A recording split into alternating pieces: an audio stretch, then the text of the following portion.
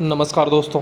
पिछले दिनों से जब से मैं इंडस्ट्री में आया हूं तब से लगभग सभी इंजीनियर्स और फ्रेशर्स के बारे में एक न एक प्रश्न बार बार पूछा जाता है और वो है पावर फैक्टर क्या होता है। आज के इस वीडियो में मैं आपको बताऊंगा पावर फैक्टर क्या होता है, इसका इंडस्ट्रियल पर्पज क्या होता है, कितने प्रकार का होता है और किस तरीके से ये यूज में लाया जाता है। तो चलिए आज के इस वीडियो में हम बात कर लेते हैं पावर फैक्टर कैसे मेंटेन करते हैं, टाइप्स क्या हैं, क्या होता है पावर फैक्टर और सारी जानकारी। चलिए शुरू करते हैं। नमस्कार दोस्तों, स्वागत है आप सभी का इंडस्ट्रियल ब्लॉग यूट्यूब चैनल में। मैं नवनीत कुमार पांडे आज आप सभी को most interesting topic power factor की पूरी क्लियरिटी आपके सामने रख कर दूंगा। चलिए शुरू करते हैं। सबसे पहले पावर फैक्टर के बारे में जानेंगे। तो ये पावर फैक्टर हमेशा से ही एक डिस्टर्बिंग एलिमेंट रहा है। तो सबसे पहले तो आप ये जान लीजिए कि ये काम किस पर करता है। ये हमेशा एसी पर काम करेगा, डीसी पर काम नहीं करेगा। साथ ही साथ आप ये जान लीजिए कि ये पावर फैक्टर होता क्या है, मैं इस पर बात करूंगा।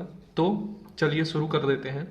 हमारा मान लेते हैं हम ये एक एसी की वेव फॉर्म ले लेते हैं, ठीक है।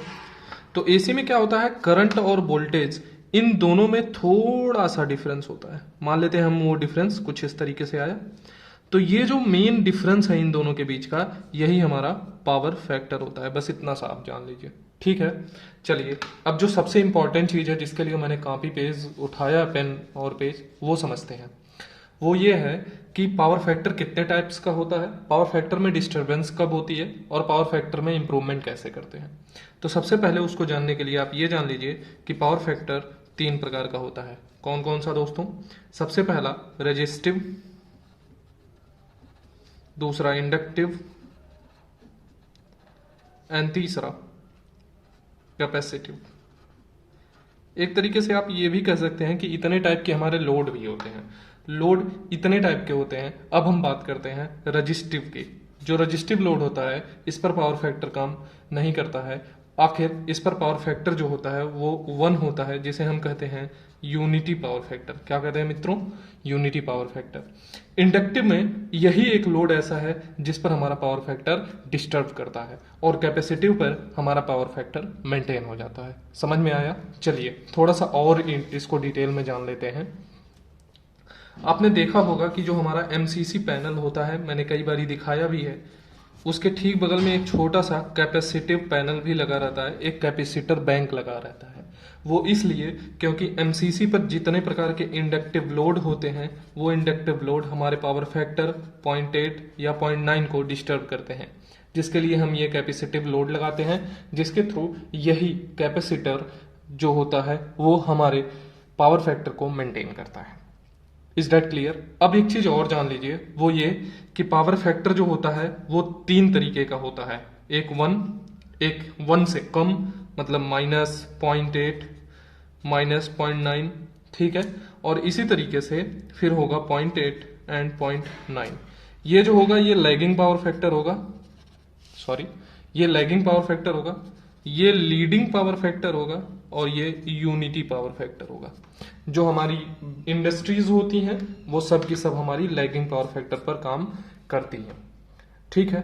चलिए अब कुछ चीजें हैं जिनको मैं आपको बताना चाहता हूं। वो ये है, कभी कभी क्या होता है कि हमारे पास 2 पावर सोर्स होते हैं। जैसे हम पावर फैक्टर जो होता है, हमारे पास 2 प्लांट है, मान लीजिए प्लांट नंबर 1 P1 को ले लेते हैं, प्लांट नंबर 2 PT को ले लेते हैं। अब हमारे पास जो स्विच यार्ड है वो सिर्फ एक ही है और जो हम ग्रिड को सप्लाई देंगे वो इसी से देंगे। तो होता क्या है, ये ये प्लांट और ये प्लांट सिंक करते हैं हम ग्रिड से और ऐसे हम पावर का डिस्ट्रीब्यूशन करते हैं। इस ड्यूरेशन में पावर फैक्टर बहुत इंपॉर्टेंट रोल करता है। वो ये करता है, जो भी ग्रिड से डायरेक्टली जुड़ा प्लांट होता है, मतलब स्विच यार्ड से जो जुड़ा होता है, उसका हमेशा पावर फैक्टर मैक्सिमाइज करके चलाया जाता है। और जो सब्सिडरी प्लांट होता है, मतलब सेकेंडरी प्लांट होता है, उसका पावर फैक्टर इसकी अपेक्षा थोड़ा सा कम चलता है। इस बात को आप बहुत अच्छे से समझ लीजिए। मैं इसे आपको प्रैक्टिकली दिखाऊंगा किस तरीके से, उसको एक छोटा सा डायग्राम में समझा देता हूं। जैसे हमारे पास मान लीजिए 2 पावर प्लांट्स हैं, एक हमारा पावर प्लांट है और एक हमारा डिस्टिलरी प्लांट है।